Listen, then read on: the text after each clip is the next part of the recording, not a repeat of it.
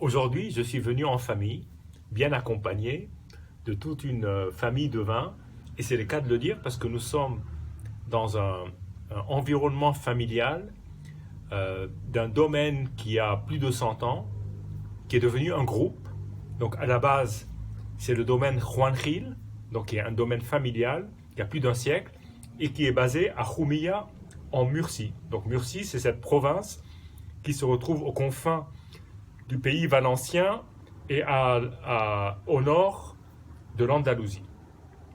Et c'est le pays du Mourvèdre. Nous avons d'ailleurs eu l'occasion de déguster ce qu'on appelle l'étiquette à plata, le Juan Gil, qui est un 100% monastrell, donc le cépage Mourvèdre.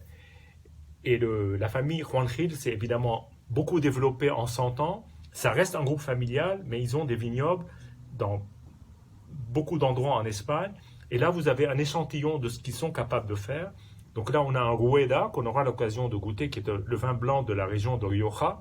On a un Rioja, Tempranillo 100%. On a un vin de Castille et Léon, qui est aussi un Tempranillo 100%. Donc là, on est plus proche de la Ribera del Duero. Nous avons ici un vin d'Aragon à base de Grenache, puisque le Grenache est né là-bas, sur des vieilles vignes, une très belle cuvée, que je n'ai jamais encore eu l'occasion de déguster, mais qui a une très belle réputation. Et l'arc de triomphe de cette famille, qui est la cuvée Clio, qui est une cuvée qui est faite en collaboration avec d'autres œnologues, qui est une cuvée 100% sur du Mourvèdre, là retour vers la Murcie et en Jumilla, sur des très très très vieilles vignes. Voilà, c'est une cuvée très recherchée que j'ai pu glaner parce que j'ai pris un pack. Voilà. Et donc aujourd'hui, nous n'allons pas déguster la cuvée Plata que nous avons déjà dégustée, mais la cuvée Azul. Donc vous avez dans l'étiquette Juan Gil 3 couleurs. La couleur jaune qui est l'entrée de gamme, qui est un vin assez bon marché et qui est déjà très bon. Vous avez le gris, l'étiquette Plata, donc argent. Et là, c'est l'étiquette bleue, un beau bleu marine. Donc sur un 2018, c'est un millésime récent. Et là, nous sommes plus sur un 100% monastrell, mais sur un assemblage. Donc c'est une cuvée particulière qui est relativement jeune, jeune au sens pas les vignes, mais qui est relativement récente, et qui assemble du Mourvèdre, du Cabernet et de la Syrah. Voilà. Donc on est dans des vins du Sud, bien entendu. On doit trouver peut-être des équivalents en Provence, en Provence du côté de Bandol, mais voilà. Mais peut-être pas assemblé de la même façon.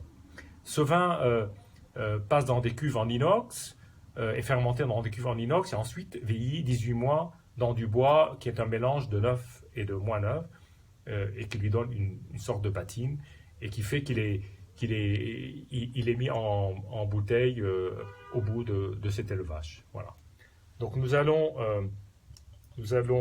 goûter ce vin. Alors j'ai quand même mis un bec verseur parce que bon, leurs becs ne sont pas étudiés pour verser, parce qu'ils sont quand même très épais, les bouteilles sont très lourdes, mais voilà, bon, c'est le style de la maison. C'est une maison quand même très traditionnelle, comme vous pouvez le voir, et en même temps avec une petite touche de modernité. Bien. Alors sur la robe, que dire? C'est une robe presque noire, c'est une robe très foncée, très sombre, avec de beaux reflets, encore très jeune, et de belles jambes. C'est un vin qui titre, selon l'étiquette, à 15,5. Donc on est plutôt sur des raisins qui ont à la base un taux de sucre assez élevé, et la fermentation fait que voilà, le vin est quand même a pas mal d'alcool, en tout cas en degrés. Alors le premier nez, alors il y a un côté chaudron, confiture, mais en même temps des fruits noirs, plutôt, moi je pense plutôt à de la cerise noire et de la prune, et surtout cacao et, et poivre. Baie de poivre concassée noire. C'est assez frappant. Alors, le nez est quand même assez discret pour l'instant, parce que je pense que là, je l'ai ouvert il y a quelques heures, mais sans carafer, et je pense que dans 1 ou 2 jours, il sera beaucoup plus développé. Voilà pour le nez.